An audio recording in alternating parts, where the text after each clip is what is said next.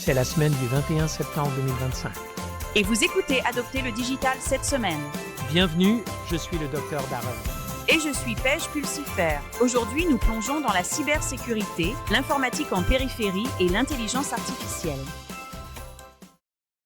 Cette semaine a été particulièrement chaotique dans le monde du voyage en raison de pannes importantes dans les systèmes de la FAA.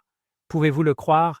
Les vols ont été cloués au sol et les voyageurs ont été laissés bloqués à travers le pays. Oh, je sais, tu étais presque bloqué à DC. Enfin, presque. C'est une bonne chose que tu sois rentré, non? Mais sérieusement, Dallas et d'autres grands aéroports ont signalé des perturbations généralisées. Je me demande comment ils ont réussi à garder tout le monde calme. N'est-ce pas? Et cette situation met vraiment en lumière les vulnérabilités de notre infrastructure de transport. C'est comme si nous flirtons dangereusement avec les systèmes numériques sans un véritable filet de sécurité. Exactement. Et cela vous fait réfléchir à la pression pour des mesures de cybersécurité plus solides. Je veux dire, si nous ne pouvons pas faire confiance au système pour nous amener de A à B, sur quoi pouvons-nous compter? Cette urgence résonne également dans les organisations. En fait, beaucoup attribuent environ 40% de leur budget de sécurité à des défenses basées sur l'IA. Ils réalisent qu'ils ont besoin de ces solutions technologiques plus que jamais. En parlant de besoins urgents, avez-vous entendu parler de cette violation à l'usine Jaguar Land Rover? Cela montre bien que personne n'est à l'abri de ces attaques. Absolument. Avec des menaces comme celle-ci, investir dans des outils de cybersécurité avancés n'est plus une option. C'est essentiel pour protéger nos données. Et parlons des chaînes d'approvisionnement un instant. Un nouveau rapport aborde les vulnérabilités après cette attaque de chaîne d'approvisionnement NPM. Il semble que nous devions repenser notre approche de la sécurité dans son ensemble. Tout à fait. Si les entreprises ne renforcent pas leurs mesures de cybersécurité de la chaîne d'approvisionnement, elles pourraient faire face à de graves problèmes. C'est un rappel que nous devons nous adapter et être proactifs. D'accord. Dans cette économie mondiale interconnectée, les enjeux sont plus élevés que jamais. C'est comme un réseau complexe de dépendance.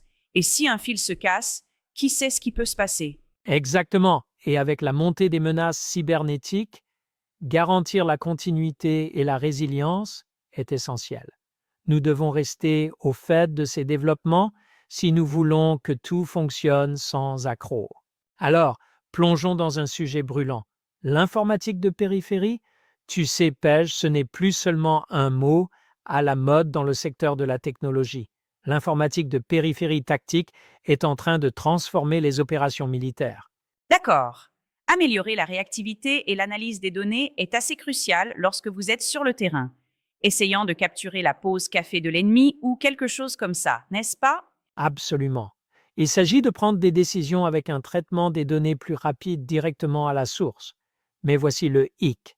À mesure que les agences de défense renforcent leur technologie, le besoin de cybersécurité stricte augmente également.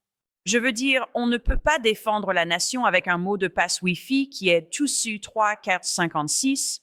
La fiabilité de la communication et l'intégrité des informations sont tellement vitales dans la guerre moderne. Exactement.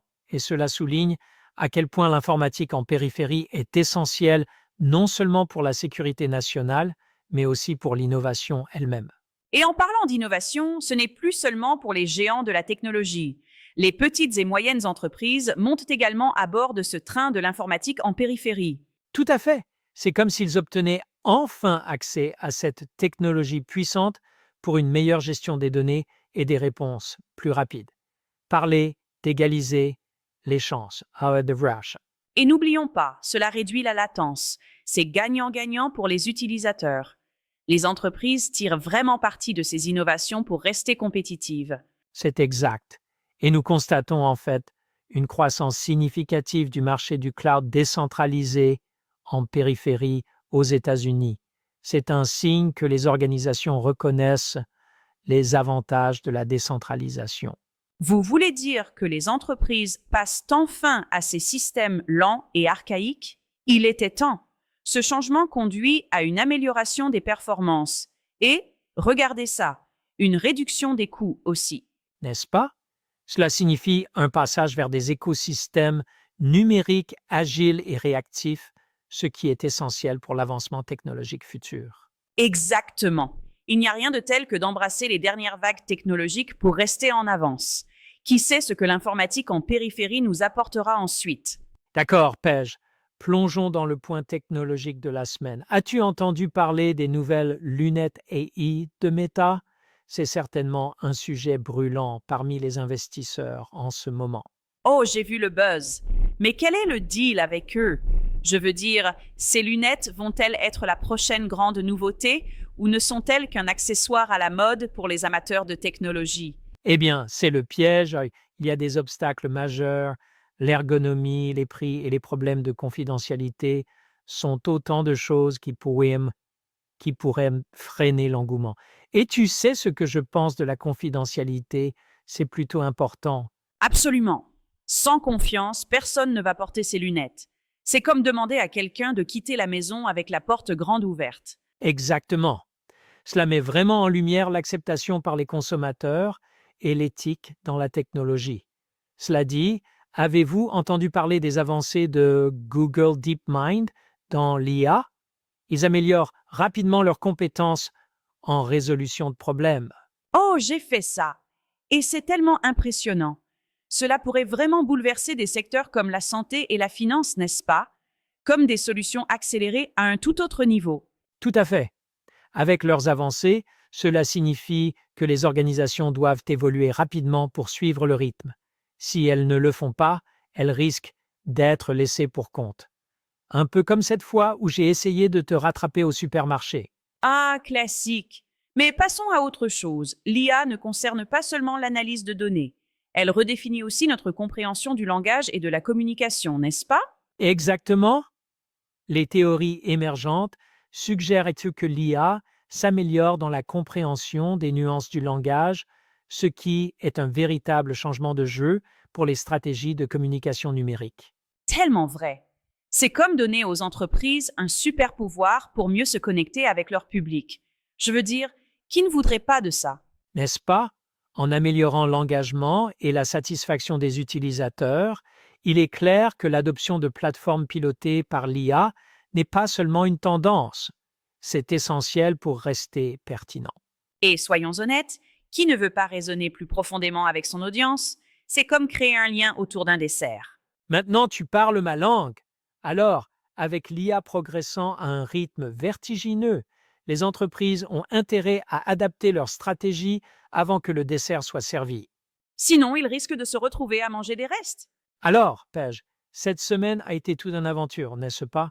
Je veux dire, entre mon voyage à DC et toutes ces pannes de la FAA, j'avais l'impression d'être dans un film à succès. Absolument. J'attendais que la musique dramatique commence. Et vos perturbations de vol étaient pratiquement une soupe opéra. Tu me dis ça. Je discutais avec Ben Wilcox, le CTO de ProArc, pendant tout ce chaos.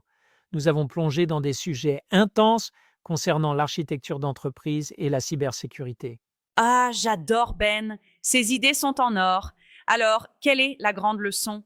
Avons-nous découvert la baguette magique qui résout tout? Eh bien, pas tout à fait de la magie, mais nous avons discuté de la transition des défenses périphériques vers des stratégies axées sur l'identité. C'est une évolution nécessaire. Identité d'abord. Cela a l'air sophistiqué. Donc, c'est comme passer des videurs à la boîte de nuit, à savoir précisément qui est à l'intérieur, n'est-ce pas? Exactement. Alors que les menaces évoluent et deviennent de plus en plus axées sur l'IA, les organisations doivent s'adapter. Il s'agit de résilience dans un environnement qui exige une culture de la sécurité avant tout. C'est une approche si puissante. Vous savez, en parlant de culture, cela me rappelle comment nous essayons d'en favoriser une dans notre famille, avec tous ces enfants qui courent partout. D'accord. Tout est question de construire des bases solides, que ce soit dans la technologie ou à la maison, et Ben avait des conseils pratiques sur ce que les entreprises peuvent faire pour amorcer cette transformation. J'ai hâte d'entendre ça. Est-ce que tu l'as convaincu de m'envoyer quelques conseils pour garder notre équipe sous contrôle? Disons simplement que ces stratégies pourraient être utiles la prochaine fois que nous aurons tous les enfants et petits-enfants à la maison. Donc, restez à l'écoute pour découvrir ces conseils, les amis. Et rappelez-vous, La résilience n'est pas qu'un mot à la mode, c'est avant tout une question de préparation et de culture. Qui aurait su que voler pouvait inspirer de telles réflexions profondes? C'est tout pour cette semaine, d'adopter le digital cette semaine.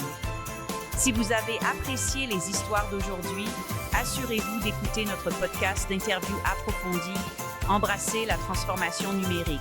Visitez embracingdigital.org pour plus de ressources.